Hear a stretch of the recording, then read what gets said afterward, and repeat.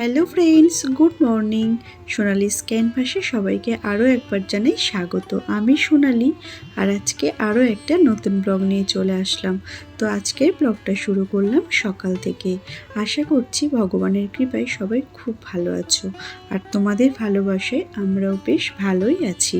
তো এখন ঘড়ির কাঁটাতে বাজে ওই 7টা সাড়ে 7টা মতো, আর ঠিক এই মুহূর্ত থেকে আজকের ব্লগটা স্টার্ট করলাম। তো আজকে আমি ঘুম থেকে উঠেছি বেশ কিছুক্ষণ আগে। ঘুম থেকে উঠে নিজে ফ্রেশ হয়ে নিয়েছি, আর মাম্মাম না আজকে একটু দেরি করেই ঘুম থেকে উঠেছে।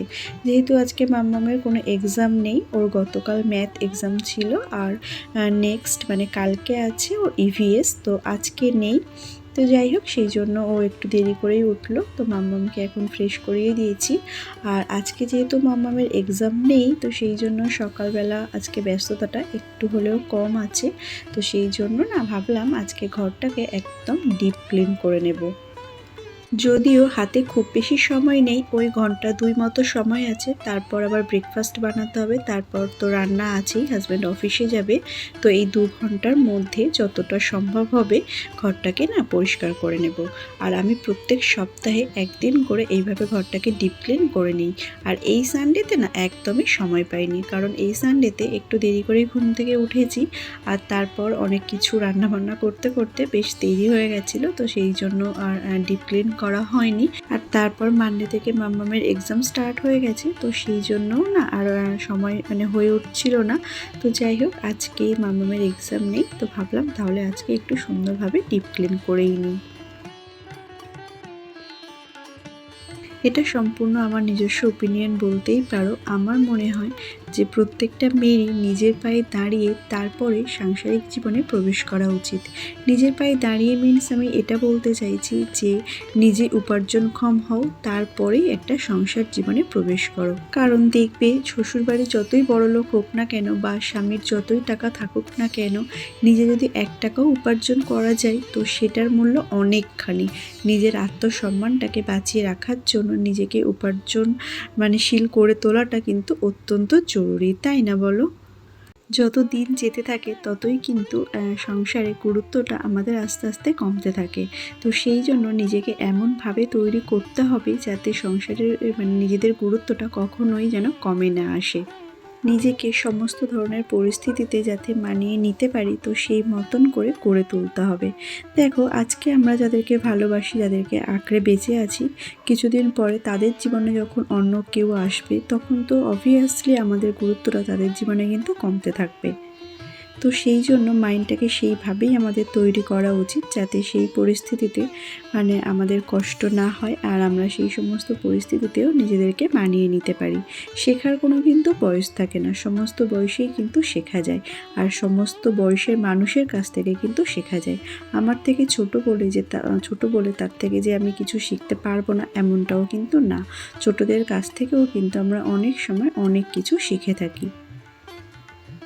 তো যাই হোক, সকাল সকাল হয়তো অনেক কিছু জ্ঞানের কথা বলে ফেললাম, আর অনেকের সাথেও হয়তো এটা একমত নাও হতে পারে।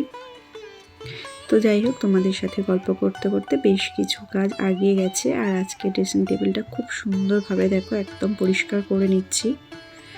কারণ ওই যে প্রত্যেক দিন একটু হালকা হালকা করে উপর থেকে পরিষ্কার করে নিই, সমস্ত জিনিস নামিয়ে প্রত্যেক দিন তো পরিষ্কার করা পসিবল হয় না। তো আজকে যেহেতু একদম ডিপ ক্লিন করছি, তো সেই জন্য প্রত্যেকটা জিনিস নামিয়ে সুন্দরভাবে মুছে তারপরে আবার গুছিয়ে রেখে দিলাম। তো ড্রেসিং টেবিলটা এত সুন্দর করে পরিষ্কার করলাম, আর চিরুনিগুলো না পরিষ্কার করে ওর মধ্যে রেখে দিলে না মনটা যেন কেমন একটা খুঁতখুত করছিল।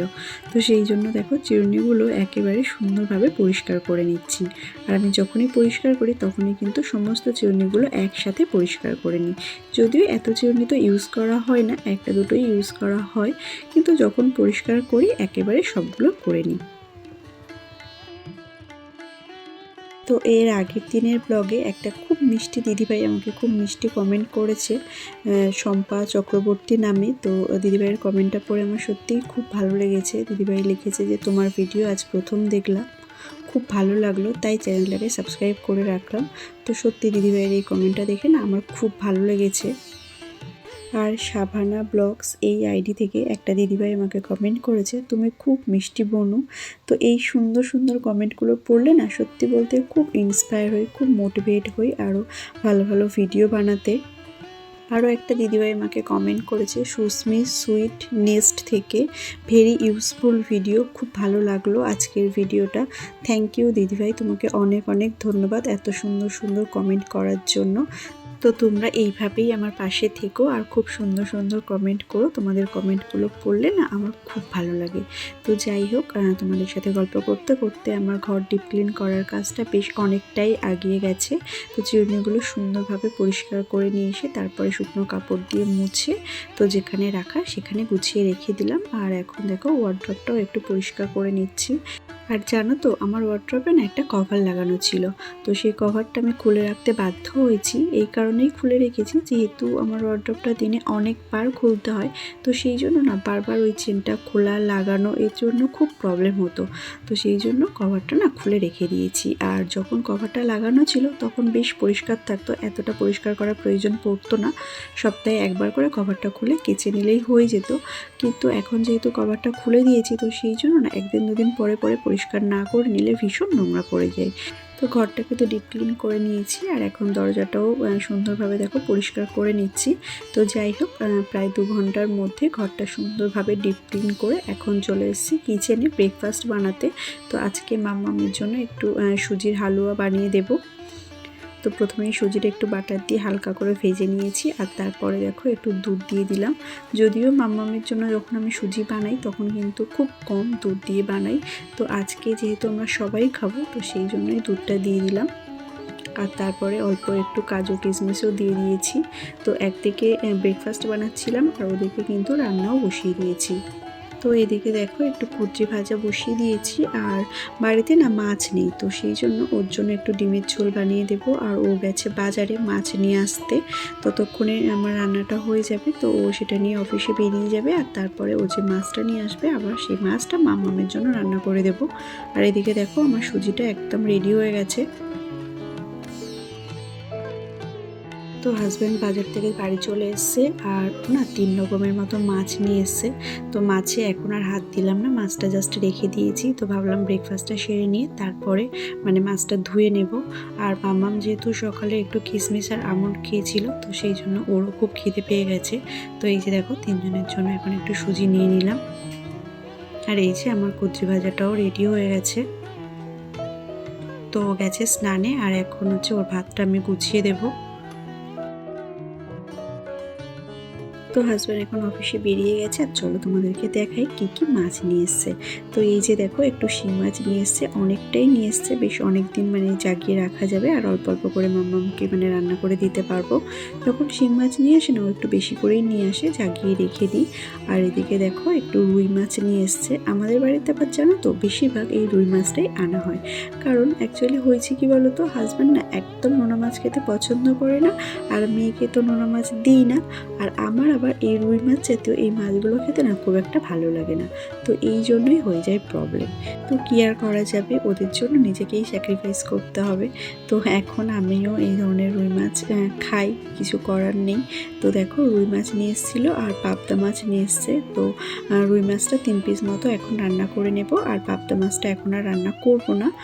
পাবদা মাছগুলো দেখো সুন্দর করে কেটে ধুয়ে নিয়েছি। তো এখন সমস্ত মাছগুলো ফ্রিজের মধ্যে রেখে দেবো। তো আজকে আর না শিং মাছটা কাটলাম না, মামার জন্য আলাদা করে আর কিছু করবো না। এই যে দেখো রুই মাছটা না একদম জ্যান্ত, তো সেই জন্য 3 জনের জন্যই রান্না করে নেব। তো আমার এই ধরনের ব্লগগুলো তোমাদের কেমন লাগে সেটা অবশ্যই কমেন্ট করে জানিও। আর যদি ভালো লেগে থাকে তাহলে প্লিজ একটা লাইক করে দিও।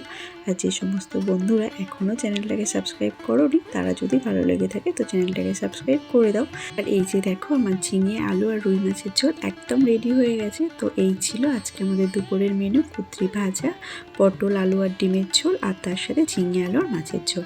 তো চলো আজকের মতো টাটা, সবাই ভালো থেকো, সুস্থ থেকো, দেখা হবে নতুন ব্লগের সাথে। Thanks for watching.